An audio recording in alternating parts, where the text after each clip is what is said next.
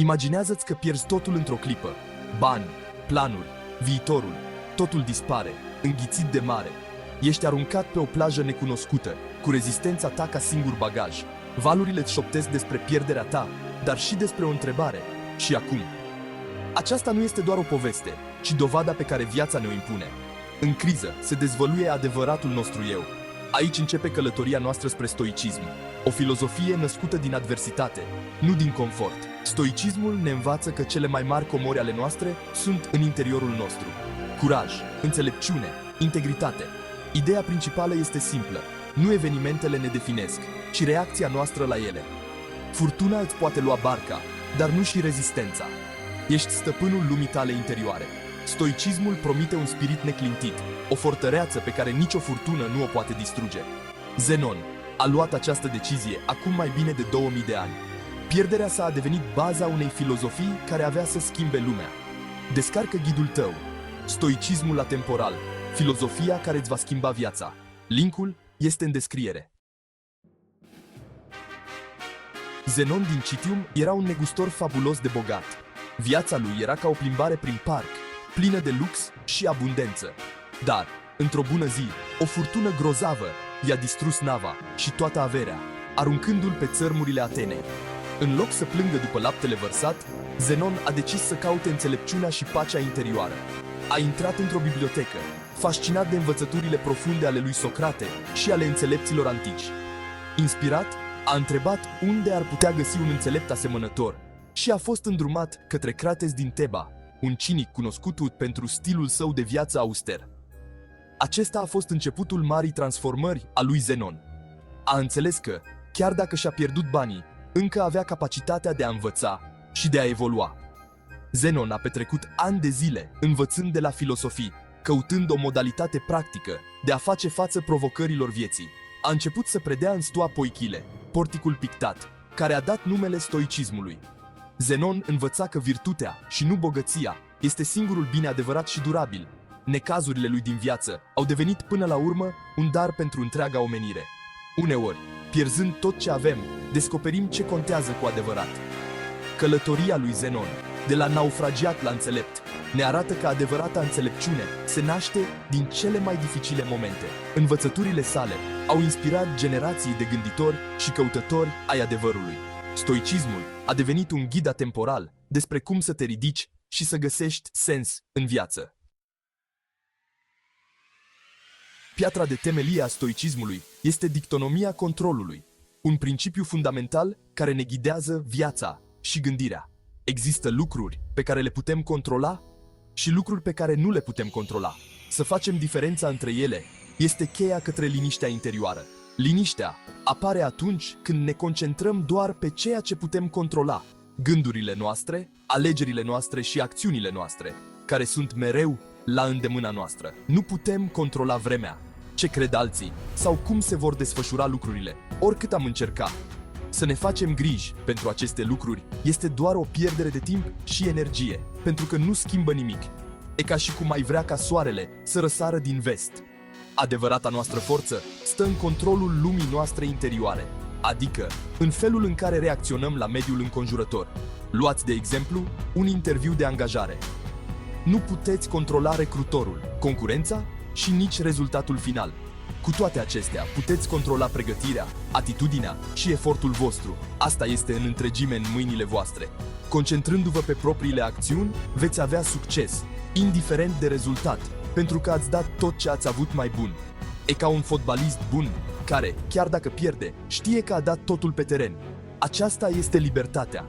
Fericirea ta nu este o statică a evenimentelor externe, ci depinde de perspectiva ta. Calea stoicului este să renunți la ceea ce nu poți schimba și să te dedici în totalitate la ceea ce poți influența. Această mentalitate construiește reziliență și pace, chiar și în cele mai dificile circumstanțe. Este acea pace sufletească pe care o căutăm atât de mult. Lumea poate fi imprevizibilă, dar reacția ta este întotdeauna a ta și în asta stă puterea ta. Dictonomia controlului este cheia unei vieți liniștite și autosuficiente, o viață în care ești stăpânul propriei tale persoane. Nu este vorba despre a schimba lumea, ci despre a schimba felul în care te descurci cu ea. Aceasta este calea stoicului, calea către înțelepciune și libertate interioară. Prima virtute stoică este înțelepciunea. Înțelepciunea nu înseamnă doar să ai multe cunoștințe, ci mai presus de toate, să poți vedea lumea așa cum este, fără falsități sau iluzii. Este vorba despre a distinge ce este cu adevărat bine, virtutea, ce este rău, viciul, și ce este indiferent, orice altceva care nu ne afectează virtutea sau viciul. O persoană înțeleaptă nu se teme de pierdere și nici nu cade într-o euforie exagerată atunci când câștigă ceva. Știe că valoarea ei vine din deciziile și comportamentul ei și nu din circumstanțe externe. Înțelepciunea este capacitatea de a separa faptele de interpretările și judecățile noastre. De exemplu, o critică este doar o informație. Suferința noastră vine din modul în care reacționăm la ea. O persoană înțeleaptă se va opri să reflecteze înainte de a reacționa, răspunzând constructiv și nu impulsiv. Înțelepciunea este ca o busolă care ne ghidează prin furtunile vieții, arătându-ne calea cea dreaptă. Ne ajută să transformăm problemele în oportunități de creștere și învățare. A practica înțelepciunea înseamnă a vedea lucrurile așa cum sunt și nu așa cum ne temem că sunt sau cum am vrea să fie. Este fundamentul unei vieți virtuoase, ca rădăcinile puternice ale unui stejar, care permit copacului să crească ferm și stabil. Înțelepciunea este lumina care ne arată calea. A treia virtute stoică este temperanța, autocontrolul și moderația, esențiale pentru o viață echilibrată. Nu e vorba de a nega plăcerea, ci de a ne stăpâni dorințele și de a alege cu înțelepciune ce ne servește cu adevărat. Cum se spune la noi, ce-i prea mult strică. Temperanța înseamnă să te bucuri de lucrurile bune ale vieții, dar fără să cazi în viciu sau în exces. E ca și cum ai savura o masă delicioasă la bunica, dar fără să mănânci până la ultima sarmală și să-ți sară nasturele de la pantaloni. Este disciplina care ne permite să evităm extremele și să trăim în echilibru în orice situație, la fel cum pregătim cafeaua perfectă, exact cât trebuie, pentru un gust impecabil. Persoana temperată este liberă de dependența de plăceri sau de frica de disconfort, găsind o pace interioară pe care nici măcar agitația din Piața Unirii nu o poate tulbura. Temperanța protejează celelalte virtuți. Fără ea, înțelepciunea devine tulbure, curajul imprudent, iar dreptatea slabă și vulnerabilă. A practica temperanța înseamnă a ne chestiona dorințele. Chiar am nevoie de asta? Sau e doar un impuls trecător? La fel cum ne gândim dacă mai mâncăm o prăjitură sau e mai bine să ne abținem.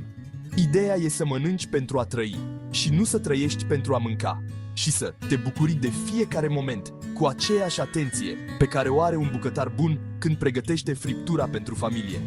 Stăpânindu-ne dorințele, atingem libertatea și stabilitatea interioară, chiar și în fața celor mai mari tentații, cum ar fi o masă plină de bunătăți de sărbătoare. Temperanța este forța tăcută care ne menține pe drumul cel bun. Este arta de a avea suficient, cheia unei vieți armonioase. A patra virtute stoică este justiția, imparțialitatea, bunătatea și un respect profund pentru celălalt, indiferent de unde vine. Justiția asta depășește legea, știi? Înseamnă să tratezi pe toată lumea ca pe o parte din aceeași familie umană, cu demnitate și cu inima deschisă. Include să acționezi cu onestitate și intenții bune, îndeplinindu-ți responsabilitățile față de ceilalți. Știi, chiar și în cele mai mici lucruri de zi cu zi. Justiția înseamnă să-ți folosești forța interioară pentru a face o diferență în binele tuturor și pentru a inspira și pe ceilalți să facă la fel. Filosofii stoici credeau că oamenii greșesc din lipsă de cunoaștere și nu pentru că sunt răi sau malițioși. O persoană dreaptă tratează nedreptatea cu înțelegere și nu cu sete de răzbunare și caută să vindece, nu să dezbine. Justiția este puntea dintre pacea noastră interioară și lumea largă de afară. Practicăm justiția în fiecare zi, ascultând, oferind feedback sincer, apărând ceea ce este corect și dând o mână de ajutor cui are nevoie. Înseamnă să vezi partea bună în toată lumea, chiar și în cei care ne rănesc sau ne dezamăgesc. Justiția conectează bunăstarea noastră cu bunăstarea tuturor, creând un impact care rămâne pentru totdeauna. Este virtutea care dă sens filosofiei în viața de zi cu zi, făcând-o vie și super practică. Povestea lui Nelson Mandela este un exemplu modern de forță stoică. A petrecut 27 de ani în închisoare, lipsit de libertate, familie și carieră. Sistemul a încercat să-l frângă, dar Mandela s-a concentrat pe ceea ce putea controla: mintea sa, atitudinea sa și acțiunile sale. A studiat, a elaborat strategii și chiar a căutat să-și înțeleagă gardienii. Curajul lui Mandela nu a șovăit, a cerut tratament uman și a devenit un simbol al demnității. A practicat autocontrolul, a rămas disciplinat și concentrat pe învățare. Dar cea mai mare virtute a sa a fost dreptatea. A ales iertarea în locul răzbunării. După eliberare, a unit o țară divizată, punând pacea înaintea urii. Mandela a arătat că stoicismul nu este o supunere pasivă, ci o forță activă și plină de compasiune. Nu i-a tratat pe ceilalți așa cum a fost el tratat, ci așa cum îi dicta virtutea. Viața sa dovedește că stoicismul poate transforma lumea. Mandela și-a construit forța interioară în cele mai dificile condiții. Exemplul său ne inspiră să facem la fel. De la învățăturile lui Zenon la cele ale lui Mandela, un simbol al rezilienței, stoicismul oferă o busolă temporală pentru forța interioară și un scop profund în viață. Nu este doar o idee abstractă, ci o unealtă pentru fiecare zi, o armă puternică împotriva anxietății, un scut robust împotriva criticii și un ghid de încredere într-o lume haotică. Lumea asta e plină de surprize și de răsturnări de situație. Eșecurile și pierderile vor veni și destul de des. Dar tu ai mereu o alegere și asta e important. Concentrează-te pe ce poți controla cu adevărat: acțiunile tale, gândurile tale și cine ești tu. Când furia sau anxietatea te copleșesc, oprește-te. Întreabă-te: ce pot controla aici și acum? Alege mereu înțelepciunea în loc de lăudăroșenie, curajul în loc de confort, cumpătarea în loc de exces, dreptatea în loc de egoism. Calea asta nu e ușoară. E o provocare, cere practică zilnică și o autocunoaștere sinceră, dar duce la adevărata libertate interioară și la o pace durabilă și neclintită. Ai puterea să-ți construiești fortăreața interioară. Începe acum, nu mai aștepta. Trăiește cu grație și determinare. Călătoria începe cu o alegere conștientă. Fă-o. Trăiește ca un stoic. Transformă-ți viața și poate și lumea din jurul tău. Alegerea e mereu a ta. Nu uita să te abonezi, să dai like și să distribui.